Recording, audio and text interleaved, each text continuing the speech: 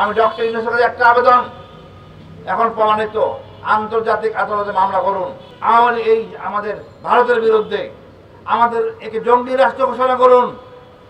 ভারত একটা জঙ্গি রাষ্ট্র, অন্য দেশের সেনাবাহিনী হস্তক্ষেপ হত্যা করার জন্য সে পরিকল্পনা করেছিল। অসংখ্য লোক মারা গেছে এই ঘটনায়। আর এই একটা আওয়ামী লীগ এটা সে প্রশ্রয় দিয়েছে। আমরা ভারতের কোনো জিনিস, কোনো দ্রব্য, কোনো মালামাল আমরা ক্রয় করবো না, ঘৃণা করবো। ভারতের কোনো লোককে এই দেশে বসবাস করতে দিব না। আমরা ওদেরকে ঘৃণা করি। They should go back. মানে ভারত এতদিন বলতাম ইনিয়ে বিনিয়ে অনেক কিছু, এখন আর ভারতকে প্রশ্রয় দেওয়ার কোনো স্কোপ নাই।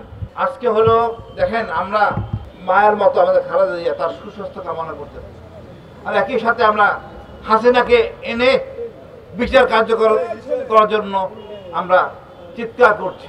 মহান আল্লাহ সম্মান দেন, খালেদা জিয়া আমাদের সবার, আমরা তার জন্য মঙ্গল কামনা করি। দেখুন 16 বছর লাগছে আমাদের এই কমিশনের রিপোর্ট পেতে, এটা আমরা সবাই জানতাম, খণ্ড খণ্ডভাবে আমরা সব কিছু বলতাম। ভারত এর সাথে অতপ্রতভাবে জড়িত। এই তাপস হত্যা মামলার জন্য আমাদের অফিসারদেরকে কত নির্যাতন করা হয়েছে। আজকে পরিষ্কার হয়ে গেছে ভারত আমাদের সার্বভৌমত্বের উপর হস্তক্ষেপ করছে। প্রথম করছে পার্বত্য চট্টগ্রাম নিয়ে, যার আজকে অসম চুক্তি হয়েছিল আজকে 2রা ডিসেম্বর। সেই চুক্তি শেখ হাসিনা করেছিল। এই বিডিআর ঘটনা শেখ হাসিনা নিজে জড়িত, তাপস জড়িত। আমাদের এখন চুপ করে বসে থাকার সময় নাই, আমাদের সামনে দেখতে হবে। ভারতকে মানে ভয় পাওয়ার কিছু নাই। আমরা 18 কোটি জাতির লোক এবং বাঙালি সবাই আমরা আমার সার্বভৌমত্ব আমরা রক্ষা করবো। আমার দেশের ভিতরে এসে যদি তাই মারতে পারে, আমরাও তাকে আমরা দেখে নেব। আমার সাথে পশ্চিমবঙ্গের কোনো সম্পর্ক নাই, এরা আমার বন্ধু। ত্রিপুরা, মেঘালয়, আসাম 71-এ আমাদের সাহায্য করছে, এরা আমাদের বন্ধু।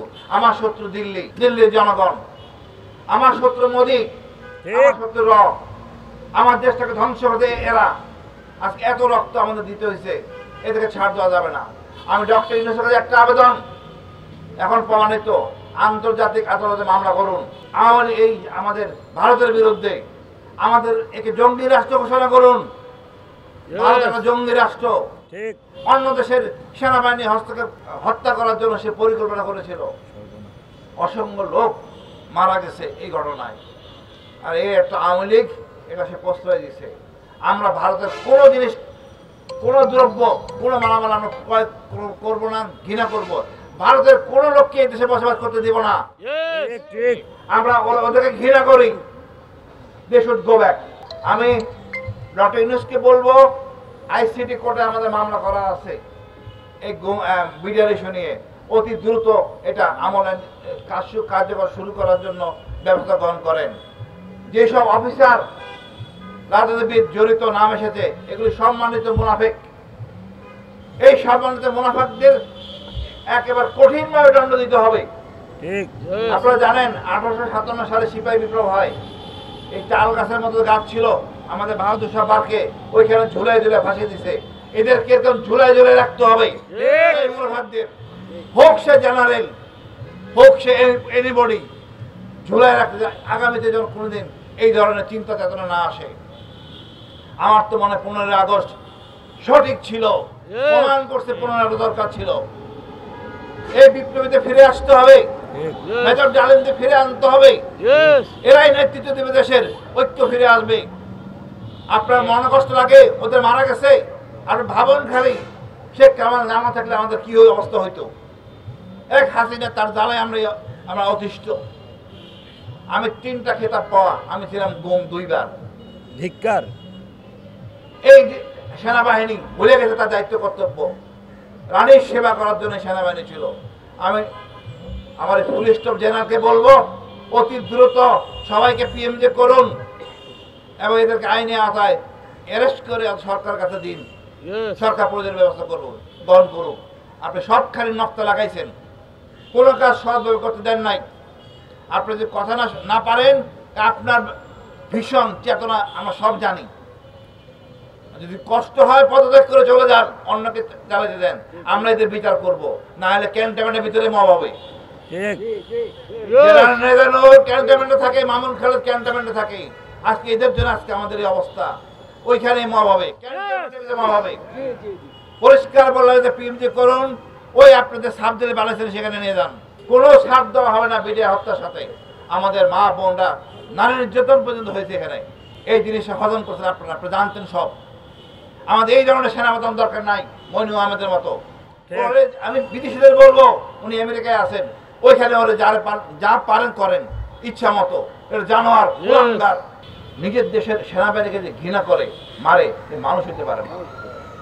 পার্বত্য চট্টগ্রামে কথা বলি, সেনাবাহিনীর বিরুদ্ধে কথা বলে, এর চেয়ে অধম আজকে যারা জেনারেল যাদের নাম আসছে, মামুন খালেদ, রেজানুর, শামস, অনেকের নাম আছে, লজ্জা লাগে। এই জেনারেল দিয়ে আমাদের দেশ পরিচালনা হবে না, দুর্যোগ চলবে না। আমাদের দরকার সলিড জেনারেল, যে জেনারেলের ছেলে মেয়ে বাংলাদেশে পড়াশোনা করে, যেই দেশের ছেলে মেয়ে এই দেশের জনগণের সাথে থাকে, ওরাই আমাদের আসল জেনারেল।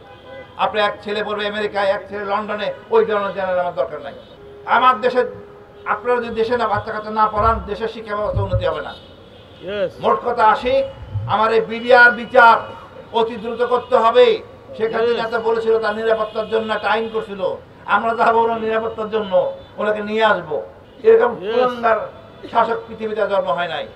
আপনারা জানেন নমরুদের কথা, নমরুদ খারাপ ছিল, তার বংশধর খারাপ ছিল না। সেই মুসা আলাইহিস সালাম ছিল যিনি, ফেরাউনের বংশধর খারাপ ছিল না। আর এই শেখ বংশ দেখেন সব কুলাঙ্গার। এই কুলাঙ্গারের স্বাধীনতার কোনো ভূমিকা নাই। আমাদের রক্ত চুষে এরা বড় হয়েছে, এদেরকে যেখানে পাবেন সেখানে সাইজ করবেন, নির্দায়িত্বই করবেন, প্রকাশ্য করেন। এরা আমাদের কুলাঙ্গার, এদের দেখে যেন অন্যরা উৎসাহী না হয়। আমাদের উচিত এখন ন্যায় বিচার প্রতিষ্ঠিত করা, যেন আমরা নিজেদের মানদণ্ডে দাঁড়াতে পারি। আমরা ভুলে যাই, আমাদের সুশীলরা লাভজাপ দিলে ধরতে হবে। আমি শব্দের অর্থ হলো জালিম, অন্য কোনো শব্দ নাই। এই জালিমের কোনো স্থান বাংলাদেশে নাই। ঠিক, রাজাকার শব্দটা ভালো শব্দ, এটা আমরা বানাইছি কি? আমি শব্দটাকে আনতে বলে জালিম, এই জালিমের কোনো স্থান বাংলাদেশে নাই। আমার রাগে আমি কিছু বলতে পারতেন, যা খালেদা জিয়াকে ক্যান্টনমেন্ট থেকে বাইরে করে দিচ্ছে। এই মহিলা 42 বছর ওইখানে ছিলেন, উনি কাঁদছেন, যখন কান্না দেখে আমার শরীর রাগে আমার মাথা সামলাতে পারি নিজেকে। আমি আমাদের সবার ঐক্যবদ্ধ হইতে হবে। সকল রাজনৈতিক দলকে বলবো, আপনারা ঘোষণা দেন এই বিচারের জন্য, ডক্টর ইউনূসকে চাপ দেন, তাহলে আপনারা ন্যায় বিচার পাবো। নিজের মনে কষ্ট লাগবে না যে আপনারা চান বিচার, আর না চান জাতীয় সরকার হবে, আগে বিচার পরে নির্বাচন। changetv.press, এক ফোঁটা হলুদও নেই।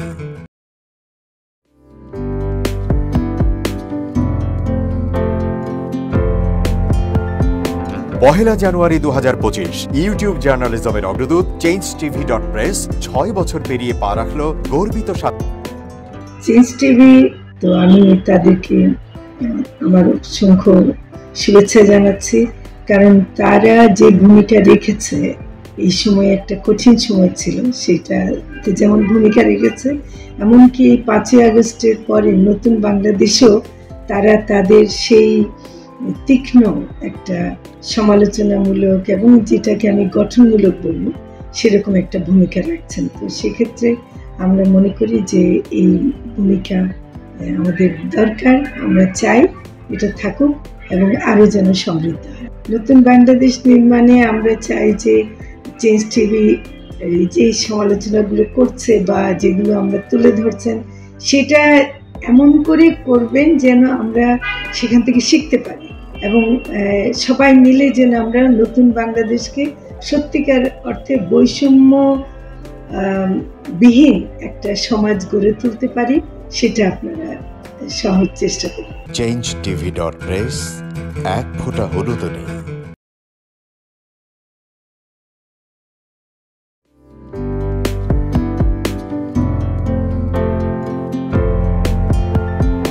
পহেলা জানুয়ারি 2025 ইউটিউব জার্নালিজমের অগ্রদূত changetv.press 6 বছর পেরিয়ে পা রাখলো গর্বিত চেঞ্জ টিভির 6 বছর পূর্তি উপলক্ষে আমি আন্তরিক ধন্যবাদ জানাচ্ছি।